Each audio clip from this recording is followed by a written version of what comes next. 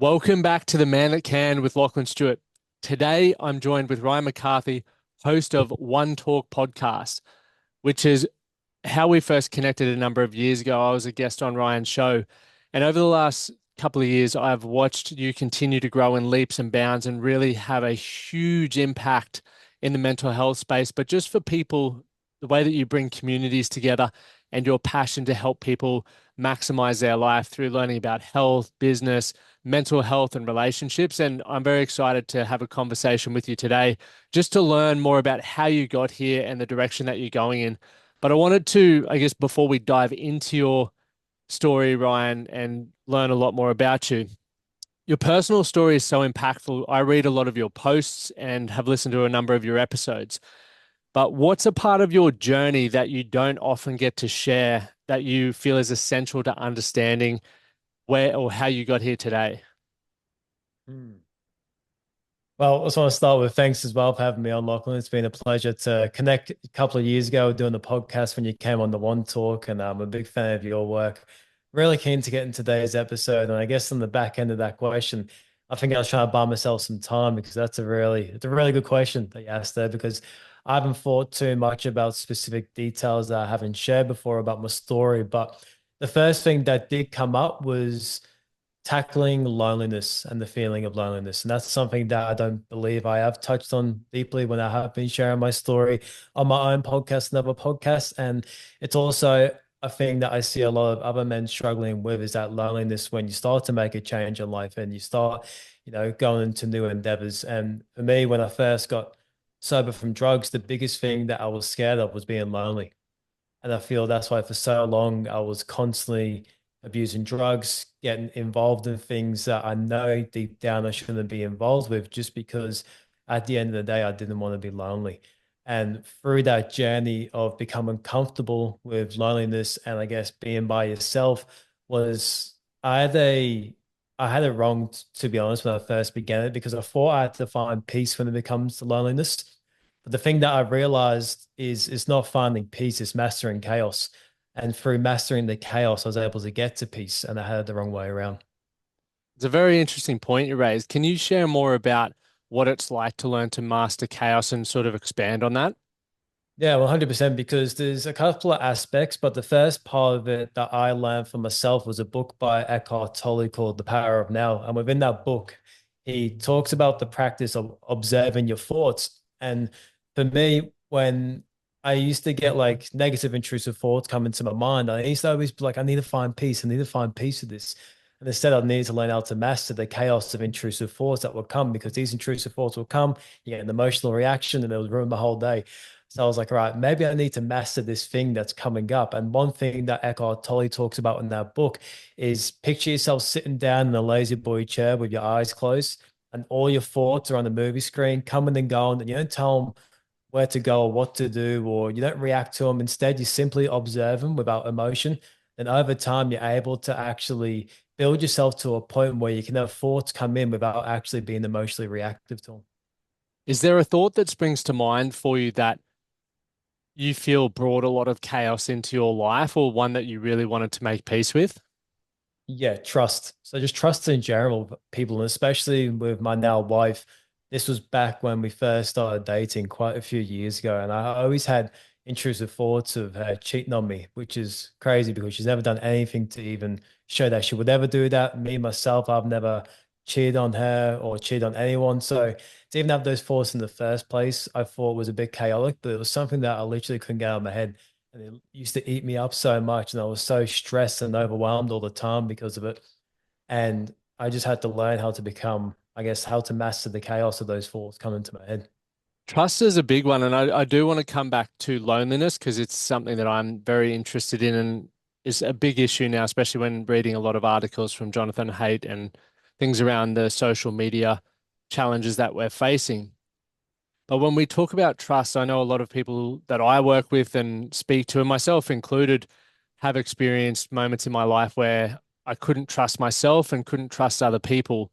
For someone who was going through that, from your experience, what would be the steps that you would, or maybe even some advice that you would give for them to start making improvements to build better trust with the relationships that matter most? Mm. For me personally, the thing that worked the most was being able to trust myself because I found that was the fundamentals of it all. So things would be like stick to your word. If I gave my word to someone or to myself, I have to stick to that word because at the end of the day, I feel like that's one of the things that we can hold most to ourselves because we can lie to everyone else, but deep down we can't lie to our subconscious mind. So the first fundamental thing I believe is when you start making promises or you start giving your word to yourself or other people, you stick to them and follow through. Build that Mm. trust within yourself. Feel like from that, you start surrounding yourself with people that I guess you can trust because you start to know yourself a lot more and then you know who you want to be around. And I guess the extension from building the fundamentals to begin with can really extend out into your own external world.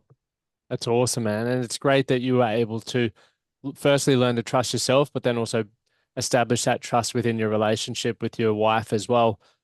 Bringing it back to loneliness, and even a bit before that, a reason why you said you got into drugs was because your fear of loneliness, and then also the hardest part about getting off was the fear of loneliness.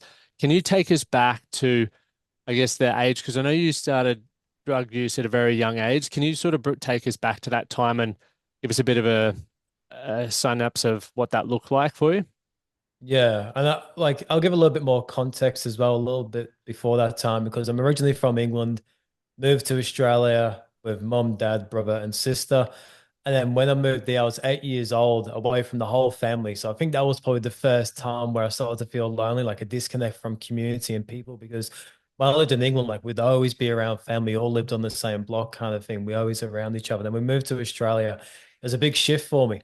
Then we originally moved to Adelaide, and then we lived there until I was 11 years old. Then the family moved up to Queensland.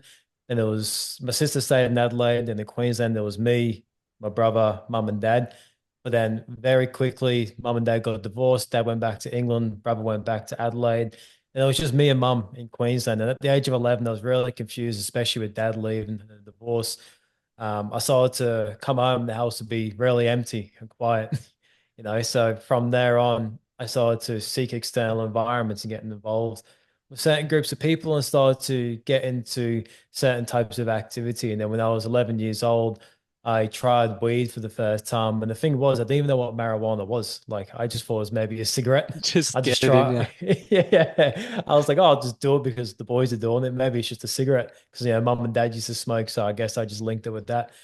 But then from the age of 11, as soon as I tried weed, that was probably one of the first times in my life at that point where I felt, I guess you could say, calm and content.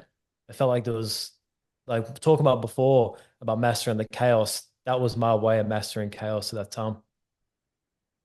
There are a lot of parents that listen to this show, and I can imagine a question they're thinking is, how do I stop my 11-year-old son getting involved in drug use? And I guess no one has a silver bullet, but if what you were seeking out in that period of time, would there be any advice that that 11-year-old version of yourself would give to someone, a parent listening?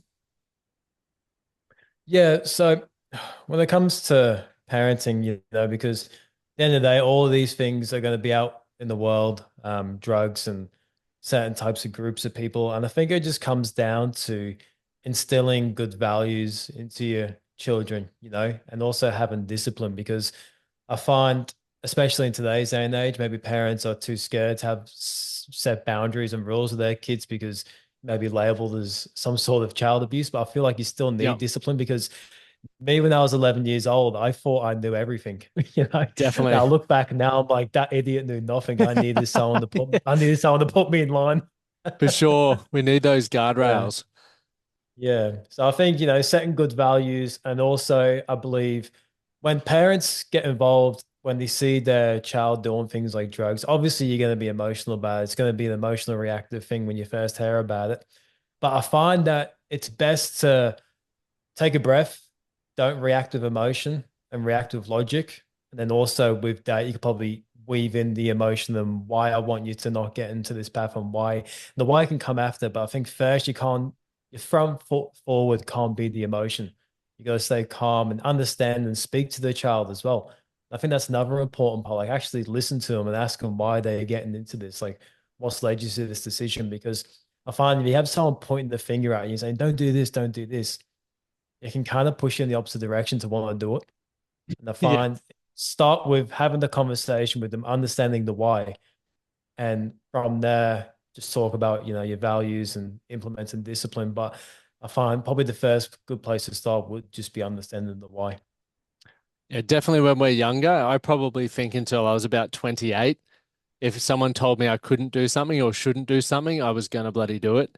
And I Yeah. think to your point there, when we're younger, we don't necessarily understand consequences. We don't have the foresight to understand the impact on other people as well, almost.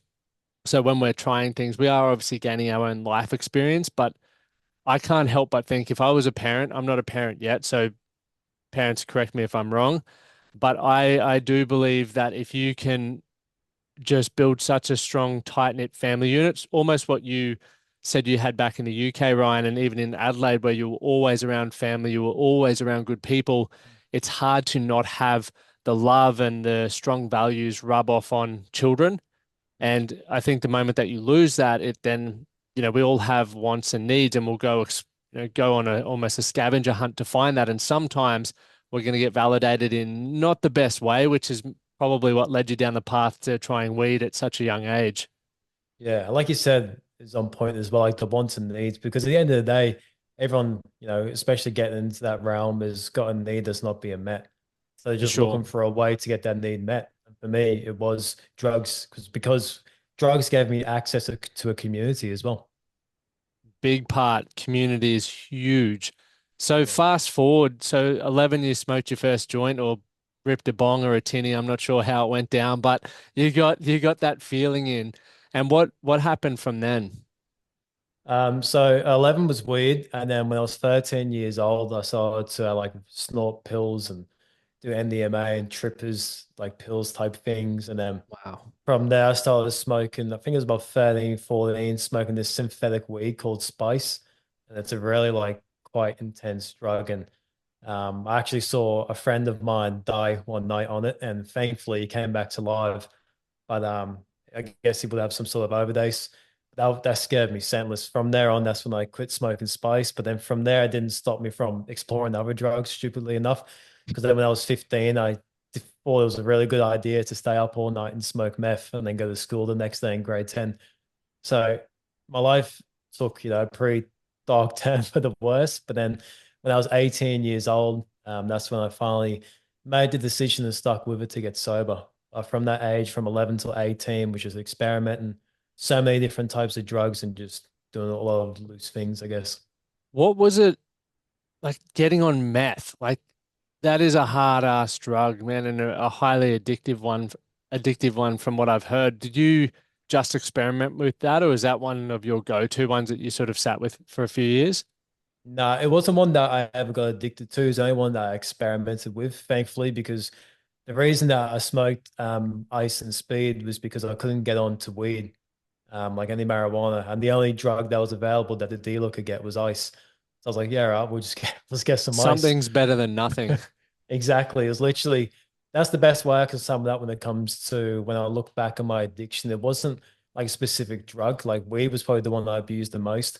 But at the end of the day, it was literally just any way to get high, just any way to feel something, I guess. So thankfully, ice and speed and crack wasn't something that I became addicted to, because when I did smoke at that time, when I hit it, I was like, two things. This feels great, and that's a good reason why I shouldn't pursue Yeah, this is it. not good. It's great that you had the understanding to be able to knock that in the bud early because it doesn't work out that well for a lot of people, unfortunately. But Yeah. 18, so 18, you decided to kick it. Was there a moment that made you do that, or you were just fed up?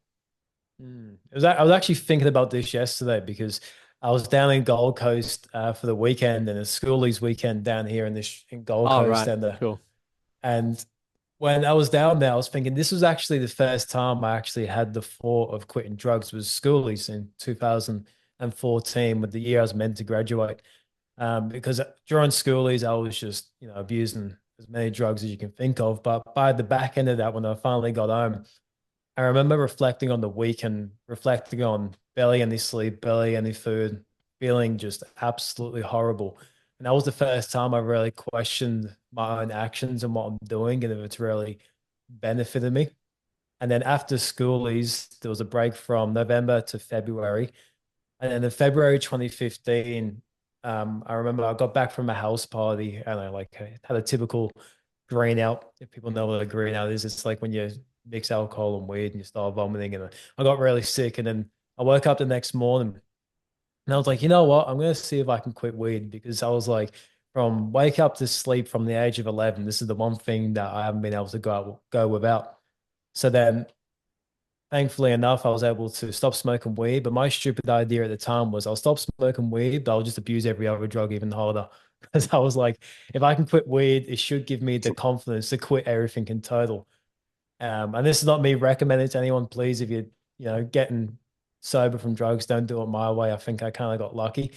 But what happened was I quit weed, and then September that same year, I then eventually got clean from every other drug because in my own mindset, I set myself up to say, if I can quit this one thing and stick with it, I can quit everything else. And then on my 18th birthday, I believe was my last time ever touching the drug. Congrats, man. So you're about 9 years. Yeah, you would be nine Yeah, years. just over Well, 9 years. well done. How's your relationship with it now? So obviously at that point you made that decision, but is there ever any social environments or social settings where you feel the craving or the urge, or have you sort of just completely outgrown that phase of your life? I would say I have had urges. It's not like where I'm sitting at home and I want it.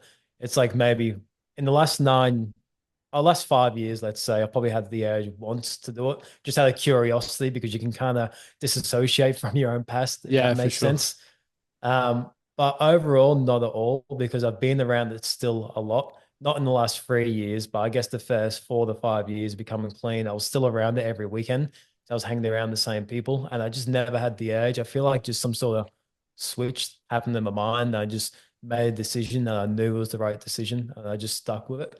I think that was another way of me coming back to trust with building trust with myself, making a word with myself that I'll never do it again and sticking with it. And I feel like that has been a big foundation of trust for myself too, not going back. It's huge. And a key thing you said that jumped out at me then was making a decision. I feel a lot of people really struggle to commit to the decisions. They're obviously not keeping their words, but it's like I want to get in shape, or I want to take 12 months off the booze, or I want to be a better husband or partner, whatever, or I want to earn more money, but they're not committed to that decision. They're just throwing it out there half-assed. And I Mm. think once you really sort of look at yourself and look at the results that you're getting within your life, it's a great reflection of whether you are actually committed or you're just still toying with that idea. And obviously, 9 years sober, Ryan, is a great example of being committed and really backing that decision. Yeah. And I found as well, I was always trying to find a way to make an excuse. Like, oh, I can't do it this week. It's so and so's birthday on the weekend, And then Yep. like that person's birthday will happen. There's something else will come up, and just finding a way just to talk myself out of making the decision I know I need to do. And Yep. at the end of the day, everything we make is a choice, whether it's helpful or unhelpful. You just gotta understand where you want to go in life. And that's why I found, so the question, where do I want to go? And the vision that I had didn't align with the actions I was taking. So I just had to make a decision to change my actions. When you made that decision, was it easy for you? Nope. So getting clean at 18, from 18 to 20 was the hardest years of my life because from 11 till 18, I guess you could somewhat say that's when you start becoming a bit more conscious of the world and yourself. But for me, I suppressed everything during that time. So at 18, that was the first time I really felt emotions like to the actual depth of things like depression, anxiety were the most common ones. So 18 to 20, it got to the point where I'd be sitting in my bedroom. My best mate will come over, who I've known for years, and I'd be shaking in my room physically, like not being able to leave, just because I was so like in my own head with anxiety to go and leave the room and say hello to him. And that was a bit of a hurdle to get over. But that 18 to 20 was definitely the hardest time in my life. It's definitely when everyone else starts to party and experiment as well. You sort of got a 9 year head start on everyone. So as you're sort of dusting your hands clean of it, everyone's sort of diving into it. So it probably comes back to that isolation and loneliness that you experienced as well. Can we jump back there now? So loneliness was something that you were fearing. Can you sort of expand on that and unpack that a bit? Just so I'd love to know what was going through your head, what the biggest fears that you were, I guess, experiencing as a result of being isolated and being alone. I feel like, especially just humans in general, we just want to fit in Mm, groups. Maybe if you want to look back through history, it comes down to a survival instinct. We have to fit into the tribe so we can survive. And for me, I just wanted to fit in, felt like I belonged because I feel like moving around a lot because even before like family split, from the age I was born to the age of 15, I think I lived in about over 30 houses, like while always wow. moving. Yeah. So like I never felt any moment of just like a steady ship just at all. So if that was another part of it for me, was just trying to find something steady. And for me, I had my friends, I had drugs, and it just felt like things were just comfortable and normal for once in my life too. And that's nearly a house every 2 years. Talk about instability, especially in some of the most formative, I guess, years of your life, establishing friendships and just looking to be able to learn and grow in a safe environment. That's very challenging for you to do while you're constantly moving. But obviously, unfortunately, not everyone has the luxury of, whether you have to move from military or whatever life events encourage or force people to move. It's definitely challenging. Do you feel there could have been anything done during those years that would have helped you sort of navigate that a bit better? Hmm. It's hard to say because the first thing that came to mind was a mentor. But when I reflect back on who I was back then, I feel like if a mentor did come in my life, I would have rejected it anyway. Like I wouldn't Yeah, have allowed it to be in my space. for sure. So yeah, I'm kind of struggling to find an answer for that because at that time I was very closed-minded. Yeah, well, that's a big part. Like, I'll say growth and fixed mindset because I would imagine most people listening to this are aware of that, but maybe you weren't aware of what that looked like. I sure as hell wasn't aware of the difference between a fixed or a growth mindset or the fact that you could even change how you thought about things or you responded to things. That was sort of one of the greatest things that ever happened to me and allowed me to change my life when I realized that the way that I thought about myself, the way that I thought about the world could be changed. I just had to change my inputs and really challenge or firstly identify things that I didn't like, challenge them and figure out what I needed to do to change those things. But you're mentioning mentorship there as well. You've become a mentor to a lot of people. You over the 2021 was when you launched your podcast. I think even prior to that, you'd been working in mental health for 3 years. Can you, I guess, give us a snapshot on how you got into that space and what made you want to launch a podcast as well? Yeah, definitely. It's actually yeah, it's a pretty cool story and it's something that I feel like God made happen for me because of the way it happened, it all kind of fell into place. So what happened was when I was 20 years old, so back in around 2018, I started to come on the back end of dealing with depression and social anxiety and all the things. And I really wanted to find the way to share how I'm feeling and hopefully like inspires people in my own little community where I grew up. So I started up an Instagram page, which is now called One Talk, but before I rebranded it, it was called Mental Health Experience. That was just a way for me to try and bring awareness and hopefully help people around me. And then through doing that, I got a DM from a lady who was a, a mate from school's girlfriend. And she goes, I've been seeing what you've been doing online and helping people. I'd love for you to come and volunteer at this residential housing for mental health, so like a sales house. I was like, yeah, I'd love to do that. Take the next step and actually be proactive in supporting people. So I started volunteering there for about 3 months. They eventually offered me a job. Started casually, got part time, and then I got offered a job from a different place doing full time case management with adults and mental health. Then from there on, it's just kind of been evolving and getting bigger and doing different things to a point now where I'm a case manager for a youth service. And also I do one talk, so like workshops, events, podcasting. But it all started from starting this Instagram page and then just winging it. That's so cool, man. When you started the page, was there any hesitation or fear about doing it, or you just had the idea and got stuck into it? Oh shit myself. Because I was like, the only people that knew I was going through a struggle, because like people would see me out and about, and I was quite a familiar face where I grew up. It's like, I'd always bump into people at the shop and always talk to people, but no one knew what I was going through in my own personal life. So when I started posting online, like I was like, feel like I'm about to expose myself to the world. So I was absolutely decking it. But yeah, overcoming that fear and just doing it anyway and understanding this is my passion. And if people hate, that's more of a reflection on them rather than it is me, and telling myself all these little things to convince me to do it. And then one day I was like, let's just do it. What's the worst that can happen? Do you think you were driven more by the pain of the situation that you were in or the pleasure of what you could create and the impact that you could have? Definitely the second part, the impact that I could have, because I found being in service to others is the thing that made me feel the best.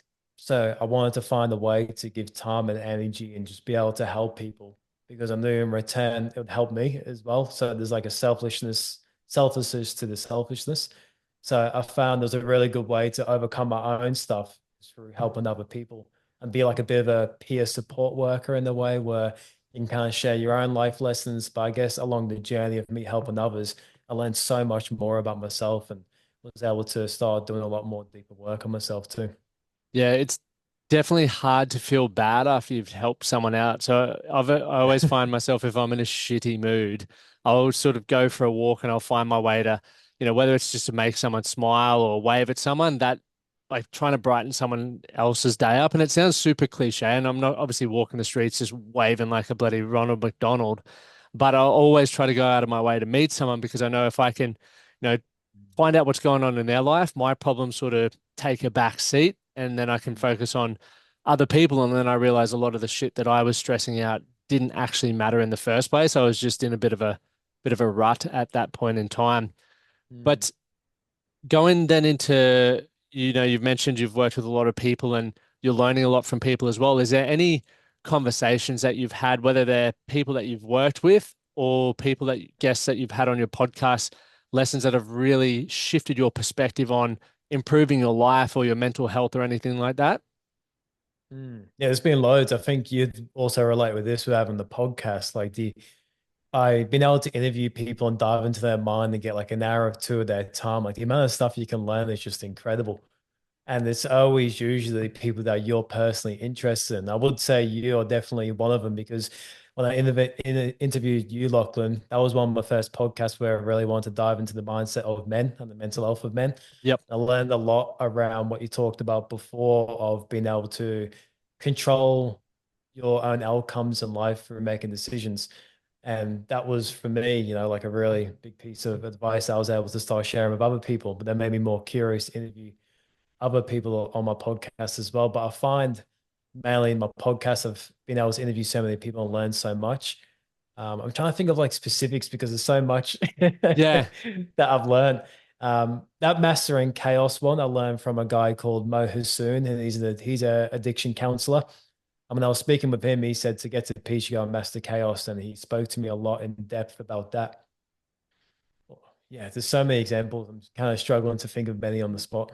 No, that's cool. And I think to back your point up, I've spoken to hundreds of people, and every episode I walk away going, even this one, I'm like so fired up and Mm. inspired and re-energized, and I'll walk away going, this is the best podcast I've done. I don't think it's ever going to be topped. And I feel like Yeah. every conversation, you can't compare two conversations and what you take away, but then it just inspires you in a different way, whether it's someone's personal story, maybe how they uh, give you a framework to work through something. But what it comes down to for me is I think a lot of people, we're all trying to get across the same thing in our own way. But I Mm. think we all have the one thing in common where we just hope that people look to implement different strategies or try different things to improve their quality of life, really build that toolkit up. And whether that's to improve their finances, their marriages, or their mental health, they can all sort of mold together to make a really great outcome. Yeah, 100% as well. And then as you were talking there, I actually had two examples come to my head because I was Yes. thinking, I was like, I want to answer your question. So the first one would be so an old team leader of mine named Travis, and he was probably the first person in the industry to really see something in me and believe me before I even believed in myself. And he took me under his wing and I guess mentored me into working in the community. And one thing he taught me, the most important thing, he said, "You know what the average career is in this industry?" And I was like, "Oh, I'm not too sure." And he goes, "Usually 2 years." I'm like, "So I've got 2 years and I've got to find a new job." And he's like, "No, the reason," he's like, "the reason there's 2 years is because people burn out because they don't look after themselves." He goes, "If you're spending 40 hours a week in service of others through this job, and then you're doing your podcasts and doing your events," he's like, "Where do you feel like you're going to be in 2 years if you don't look after yourself first?" I was like, you know what? That's a really good piece of advice. And he was massive on looking after myself first before coming to work and helping people and speaking and making sure that I am doing the things that I know need to be done for me in order to serve others. And then the second one would be this poster I've got behind me says the marathon continues. So the marathon continues is a musician named Nipsey Hussle, who's now Yep. passed away. But Nipsey Hussle had a saying called the marathon continues. And that was a really big thing for me beginning on this journey, but also still to this day, because it's a constant reminder to not use life as a sprint. If you view it more as a marathon, a longer marathon, you'll know, Lockie, with all the running and the crazy stuff you Yeah. do.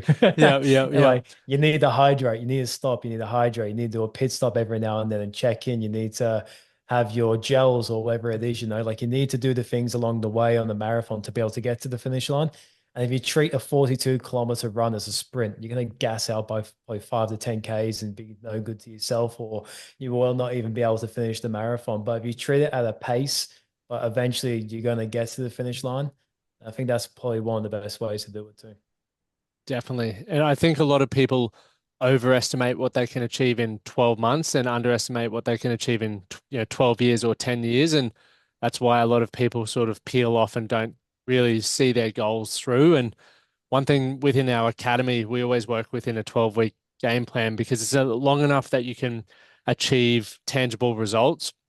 And it's enough that it gives you a time frame where the motivation stays high. If you were to try and set 12 months, after about 6 weeks, most people lose interest and there's not enough feedback working for people. And that way, within a 12-week block, for me, it's always, is this goal going to lead me to the next step or next level of what I'm trying to achieve within 12 months or 5 years?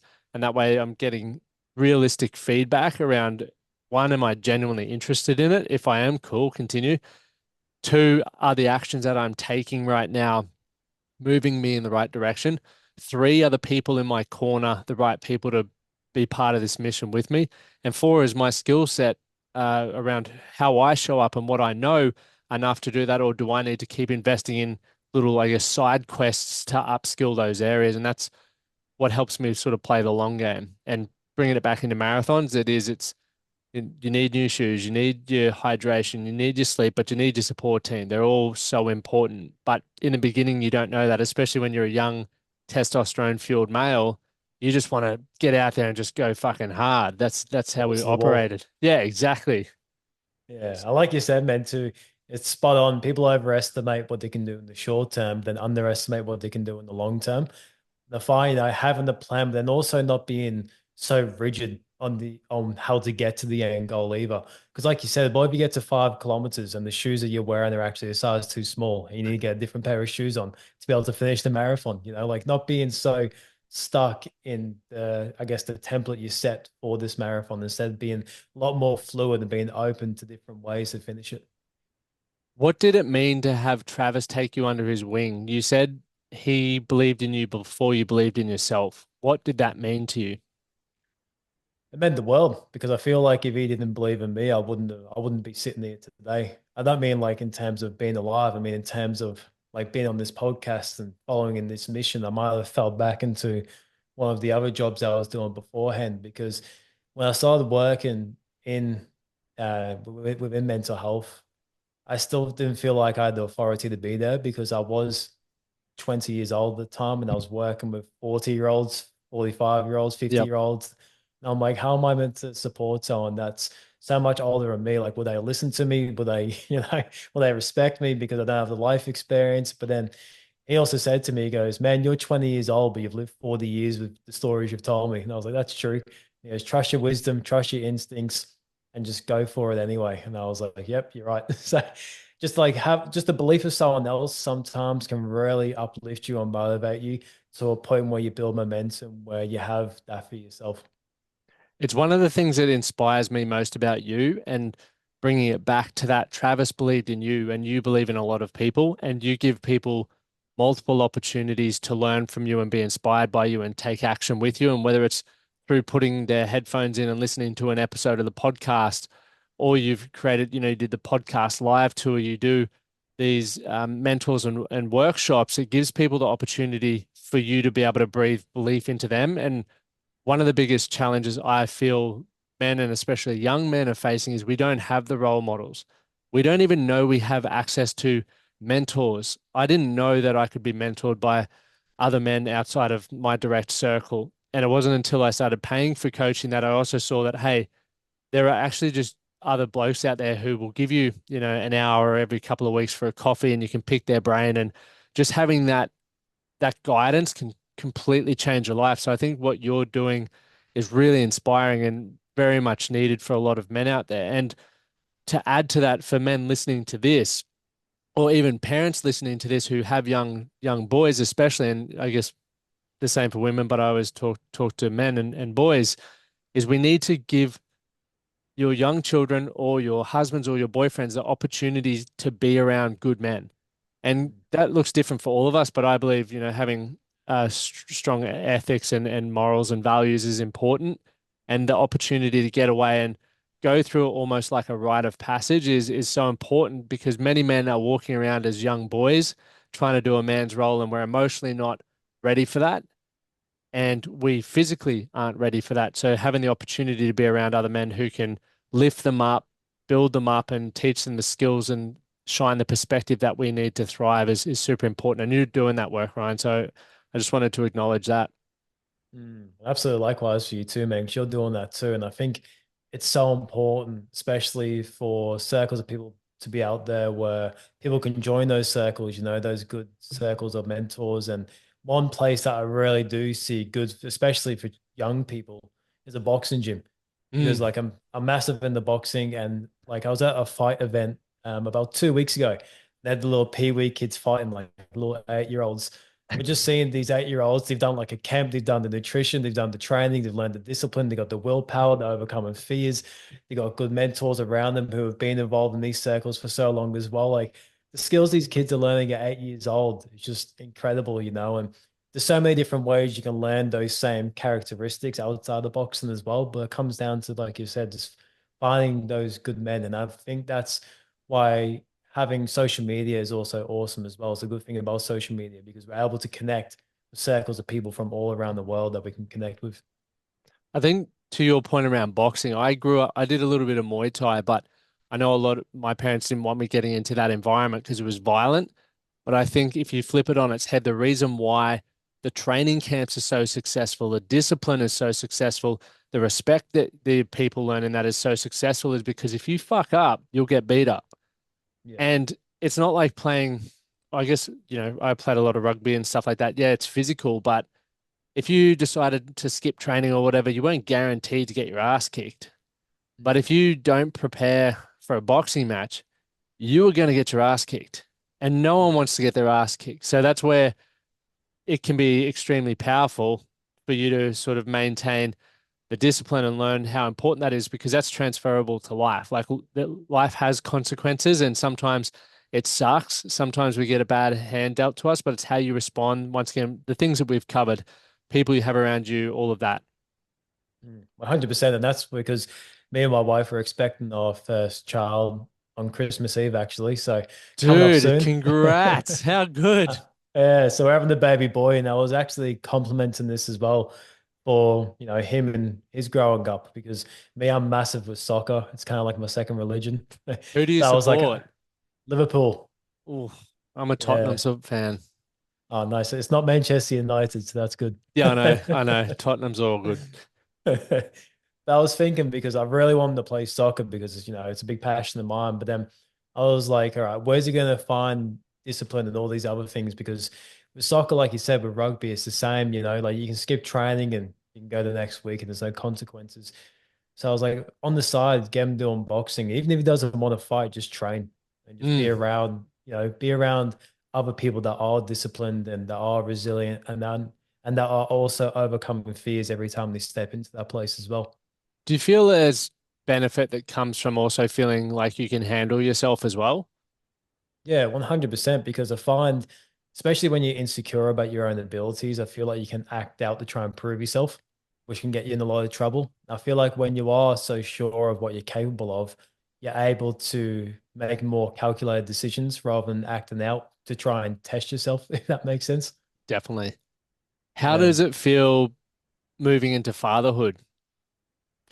It's awesome. Like I'm super keen. It was the biggest goal of mine, but I actually was having a few thoughts come up, which I've now feel like I've shaped. I'm kind of keen to hear your own thoughts on what I've been thinking around this as well, because the first thing that came up was like, I need to be a better man. I need to be a better husband. I need to be a better father when the kid comes. Like, I just need to improve in all aspects of life. And Mm. I wasn't saying or thinking that in a way where I don't feel like I'm good enough. I just felt like I have another level in me to step up in. And when I was thinking about it to begin with, I was a bit confused on why I was feeling this. But then after a bit of reflection, I started to think, well, this is a good thing because it shows that I care and I want to be the best father, husband, and man that I can be. Like use this calling as a way to explore ways to step up and become that better father or better husband and better man in general. So once I came to that conclusion with that, it was a lot more easy because now it's like, all right, take the steps that you feel like may get you there. And now it's a lot of trial and error. But the first thing that came to mind was my son's going to see me through his eyes, and that's probably going to be the first type of role model thing he's going to get from me. So I was like, I need to be in the best physical shape I can possibly be. Because I was like, I don't want my kid to see me as someone who can't really move around and a bit overweight and struggling. Like I want my kid to see me be fit, ripped, active. So I was like, all Yeah, right, the biggest goal now is to make sure that I'm in the most peak physical condition I can be in. So when my son is here, he sees me and goes, wow, like that is a good physical role model. And then after that, I can start implementing all the other things. it's cool that you talk about that because people are always watching us and people say we shouldn't judge others, but I think judgment is not always a bad thing. It's almost like how we can measure ourselves and look to th learn things that we do want or don't want in our life, which is very powerful because then we can ask people, hey, Ryan, you're super jacked at the moment and you've got a kid. Like, how have you done that? How have you managed to do all of that? Because then I can take learnings and insights and perspectives from you. So I think there's definitely a lot of positive parts to that. You mentioned you had that experience where you wanted to get better. Do you have an idea around what better looks like or what success looks like for you moving forward, especially as a dad? Mm. I said this on the other podcast as well, and I think it does say the same because for me, success is raising a family that is full of love, and that is, I guess, I think the success in the family is like because I was speaking about this. I actually did a podcast with my wife. I'm going on different pockets here, but what I did was I did a podcast with my wife, and we talked about how to be a role model for my son, and then potentially a daughter one day if I have a daughter. And so I was like, for success for the son, it's being able to be raised and look after the family and all that type of stuff. But for the daughter, like I want to be a good role model in like an emotional space for her too. So I was thinking about how can you balance, I guess, the guy with the man, I guess the feminine with the woman in the household to make that successful. And I think it's just me and my wife being examples of that within the family. Like me, the masculine, her as the feminine, and also how I treat her and how she treats me. And then just raising the family as best as we can, just full of love. And for me, that is success, man. That's awesome. It's essentially modeling what you had and making sure you don't lose that as well and enter that void of loneliness as well. Yeah, because outside that, like I do want loads of other things, like for the business, I want success for other ventures in life, like there is success. But at the end of the day, I think the most important thing for me is having a happy, loving family. So for me, like if I have to really refine it down to one thing, I think that's the most important one. It's beautiful, man. Like I was talking with my wife earlier, we went for a walk and we were talking about that as well. We've got an awesome life. We travel a lot, but financially, we're in the worst position we've been in a number of years just because we invested so much moving overseas and the American dollar isn't the best. Mm. But as we were saying, we're still accumulating so many incredible life experiences and memories and stories to tell. So even though we don't have the financial freedom that we had 12 months ago or 18 months ago, we're working towards getting that back in a new country, but we are doing what we wanted to do. We're like living a great life. And at the end of the day, what most important to us is exactly what you said. It's having that loving family support and making sure that regardless of what's going on the outside, like you've always got each other's back and you're always there. I think that's the most important thing. It's really hard to build because it takes constant work and we're dealing with people's emotions and everything like that. But at the end of the day, everything else can build from that. Exactly, man. And like you said as well, because like I feel like one of the best things that we can take is the experiences of life.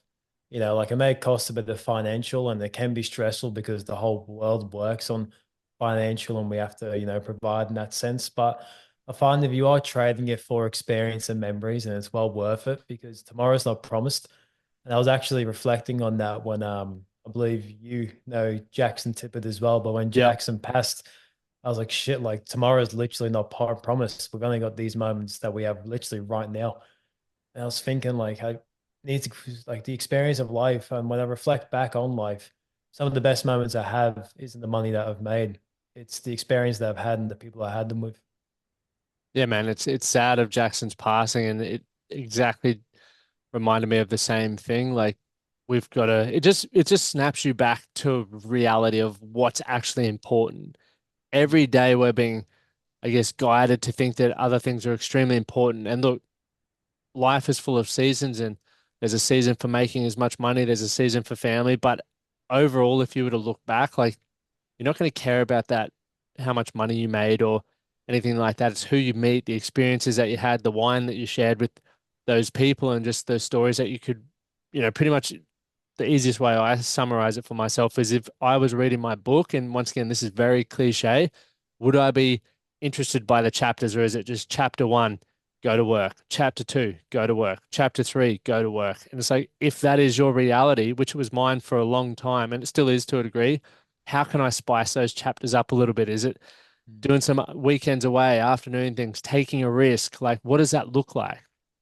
Yeah, exactly right. And doing those little things, like even we went to Gold Coast on the weekend and we didn't realize when we planned to go that it was schoolies weekend. And then we Yeah, yeah, so, so then like this week when we went, like shit, it's schoolies. But then like now we're reflecting back on it, like that's kind of like a memory for us that we accidentally booked on the same weekend. And like, but being able to do things like that, I feel like it is a blessing that we have the opportunities to go for like a weekend away or go traveling overseas and be able to still make more money to create more memories. Ryan McCarthy, host of One Talk podcast. Everyone, if you've got as much value from this conversation as I have, make sure you go over and check out the One Talk podcast. Even if he gets back on the road doing the One Talk podcast live, get around and see that experience. I'm very keen to check that out. Mate, it's been an absolute pleasure chatting with you. Love to do it again soon. And I'm also very excited to watch you move into the next season of your life as you become an incredible dad. I can speak on behalf of so many people that you've inspired. You are an incredible role model. You will be an amazing father. And I can imagine you're an amazing husband as well. So continue doing the great work. And thank you so much for your time. Oh, appreciate that, brother. Appreciate it heaps. And thank you for having me on.